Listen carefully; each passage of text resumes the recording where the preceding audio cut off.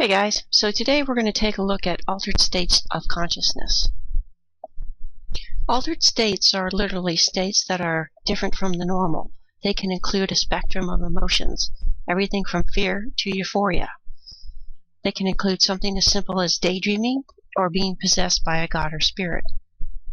Even though everyone has experienced an altered state at some point in their lives, some cultures actively seek out altered states so they can have access to gods, spirits, and information about the future. To get a better understanding of what an altered state might feel like, let's take a minute to watch this short video, Stroke of Insight, by Jill Bolton Taylor on TED.com. The definition of an altered state is subjective and can include a wide variety of phenomena. Which state is experienced and the intensity of the experience depends on many factors, including the factor responsible for entering the altered state, the context of the experience, the individual's expectations, as well as the physical and mental state of the individual experiencing the event. Once an altered state has been reached, participants report being possessed by a spirit or god. They may feel that they are outside of their bodies, or have become one with the universe. These can be very real and profound experiences, but as we saw in the video by Jill Bolt, there are real biological bases for this type of experience. Now, you don't have to suffer a stroke to experience this. Research in neurobiology has focused on how rhythm and ritualized behavior affect certain parts of the brain.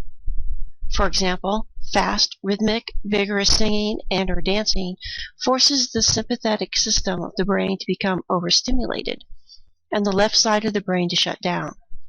Specifically, the orientation association structure, which enables us to sense the boundaries of our bodies, the part that lets us distinguish us from the space around us, shuts off, and we can no longer orientate ourselves in time and space. This unitary state is what is responsible for the feeling of oneness with the universe or supernatural being. So is the resulting aura or haziness seen around an object during a migraine an annoyance, or is it a mystical experience? It depends on the interpretation and expectations of the culture. We do know that since these experiences are biologically based, there are universal themes. Some examples of which are flying or being drawn into a vortex, which is often perceived as being drawn into another world or into the underworld. Lewis Williams theorized that people of the Upper Paleolithic experienced caves in this way.